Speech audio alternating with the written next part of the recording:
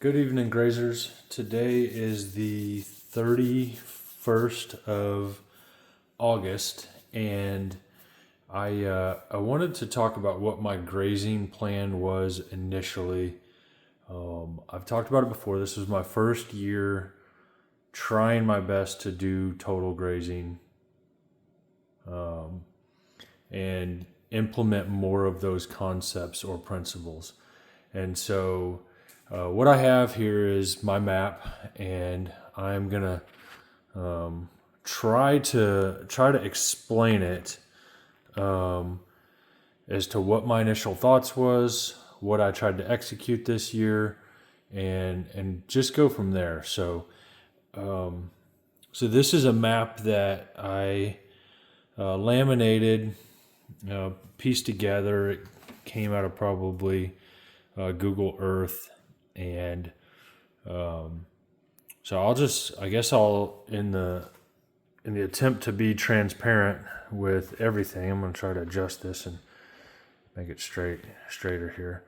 I'll talk about acreage, and I'll talk about what my plan was, and I'll try to zoom in and explain it all. So with the total grazing concept, I divided the property up. So there's a total, I have 260 acres, and as you can see from the map, there's woods in this section. So I have 150 acres of open and 110 acres of woods, and I also use I'd have to measure it, it's around 15 acres of grass on the neighbors that you see right here, right up in this section. And so I divided the property up into 3 sections, and those are listed over here. As you can tell, I've got growing season grazing is 1/3 of the 150 acres. Buffer area, which is another 50-ish acres, and then winter stockpile, which is another 50 acres. And and then that 15 acres, that's the neighbors over here, I've got it included into the growing season, and I stockpiled a little bit more than what I put into the growing season. So what that looks like is I was trying to do 2 things, and so number 1 is start grazing in the growing season areas, which was here, up here, and up here. So those were my growing season areas. You can see a little color coded on the map. And to graze these areas, and in the there's also a process that is called the art of jumping paddocks that Jim Elizondo talks about, and that means that you can jump into your buffer section. And my buffer sections that I had was these woods, and this field around the pond here, this field, and this field, and a little bit down here. So that was my buffer section. So the idea is that I stay in the growing season area until I run out of grass, and I'm only grazing fully recovered grass. And but I could also, if there was a section in this buffer area that was better, I could jump out of my growing season into the buffer section and then jump back in. So essentially I could use 2/3 of the property, jumping in and out of growing season and buffer area, all while leaving the stockpile alone all winter long. So here's my stockpile up here. I have stockpile over here across the creek, and then I have stockpile down here. So I will say I'm understocked So because I'm understocked, I'm barely out of the growing season grazing at all, and I've only jumped into a little bit of the buffer area. So initially, the idea would be to stay in the growing season. If you're not jumping paddocks, you just stay in the growing season and you move to the best grass in your growing season area, wherever your best grass is.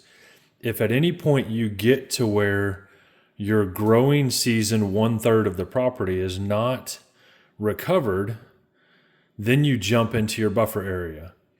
And so I have used this buffer area right here, and I did jump into these woods for about 6 days or a week. So part of that was a convenience of moving them from here over into here, and I was going to be out of town for a few days, and I fenced off around this, and I put the cows in here for, I don't remember if it was 6 days total or what it was, and then I started grazing across here again. And so I'm not afraid to graze the woods. I think there's we've got a lot of oak trees around here. There's a lot of tannins in there. From what I understand, it's a natural dewormer. I think the phrase is anthlometic. And so and the cows come out of there just fat as can be, eating weeds, grass, and leaves. And then we moved back into grass.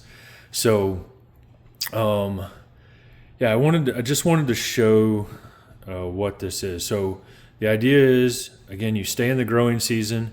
If at some point your growing season grass that you should be going to is not fully recovered, and for me, it's not just that the grass has regrown back to a point or a tip. I want that grass to be 14, 16 inches, and your cool season grasses should be, bent all the way over and touching the ground. So ideally that cool season grass is going to be, at least 14 to 16 inches long. Again, I'm in southern Missouri, so we've got a lot of fescue, orchard grass, timothy, and we do get some summer natives in here, beaked panic grass. I've got a little bit of eastern gamma and a little bit of big blue stem, and there's some Indian grass that's popping up as well. So this is where I'm at so far. So again, tomorrow is the 1st of September, and I wanted to talk about where I have grazed and where I haven't grazed and where I'm at. And so I've made one pass all the way around the growing season areas. So I jumped through those. I also have made one pass into this buffer area and one pass into this buffer area. I am currently, I've made a second pass through this pasture up here to include these woods and these woods. I have made a second pass down here in this section and a second pass through this section, and I'm currently about halfway coming across right here. This field. Actually, I'm on the last phase right here in this section. So I am getting ready to jump over here into this field, and that'll be my second pass in there. I also have this field right here that I have made two passes on, and though it is recovered, we are in a D0, probably going to hit D1 drought, and I don't really like the way that the Johnson grass looks in there. This is my field that has the most Johnson grass, and I just don't like the way it looks, and it's just not worth it for me to risk it. And so when I get done grazing in this section, I'm probably going to jump into this buffer zone right here. And I have not grazed any of this buffer zone down here at all this year, and I haven't grazed any of this buffer up here. And so since I'm already going to be in this field, I went up and this grass is grown to a tip. All of this up here is grown to a tip, and all of the grass and weeds, leaves have regrown in this section, but it's not as tall as what I'd like for it to be. I want this to be that 14, 16 inches before I jump back into it. So if we don't get any rain, my plan is when I graze across this section is to jump into here and slowly start working in this buffer section. And if we get rain and all of this comes back, then I'll jump back into these sections.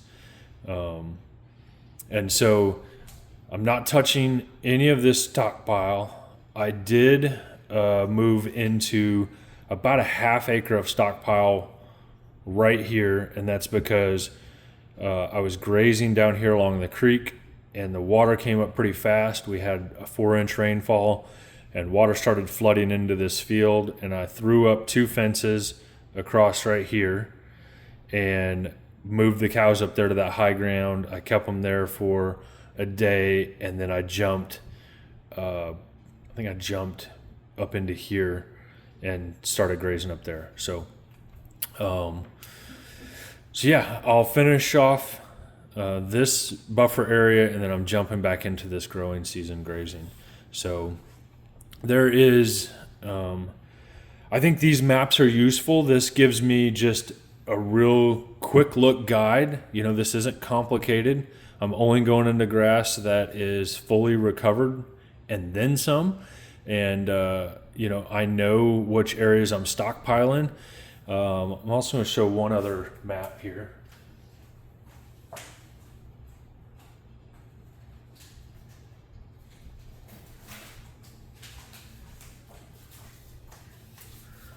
So I also have several of these maps that are different breakdowns of these other sections. So this field right here is actually this field right here. And so the way that this works is that I use these if I have to be out of town with my off-farm job. This allows me to draw on these with a permanent marker, you know, write down my plan, show my lanes, and then if my dad or somebody else is coming over to help me out while I'm gone to move my cows once a day, they can real easily look at the plan. So it also gives me a quick reference guide as to how big that section is. You know, again, I did this on Google Earth, so that one's 9.6 acres. I have one of these for each of the sections that are kind of listed here. So this is, you know, 3.3 acres. This is a blown up area of like right here around the below the house and the corral. So it's right here is where that is. There's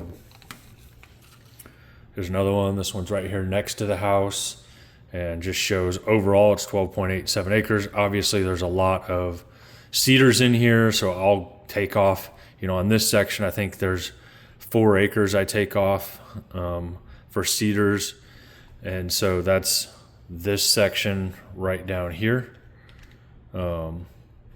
and where fences are and all that. This also will allow me to draw water on here if you can't, you know, if the water's not clearly visible on the map. Like on this one you can see, if I pull it up here closer, there is water right here at this tip, and so I can, you know, circle that, highlight that, but I can, when I, you know, mark all this off, I can draw that better. So you know, I think these are great. These are a great tool for me to be able to manage everything. I'm gonna zoom in here just a little bit to be able to kind of show a little bit of everything, because all these features are on here. So again, I just drew little circles. I'll go in at the end of the year and erase all these, and I'll switch this next year. So this was my growing season area. Again, this was my buffer zone with little X's everywhere. And then this was my winter stockpile that has not been grazed. Currently right now, there is about 60% of the farm that has not been grazed at all this year.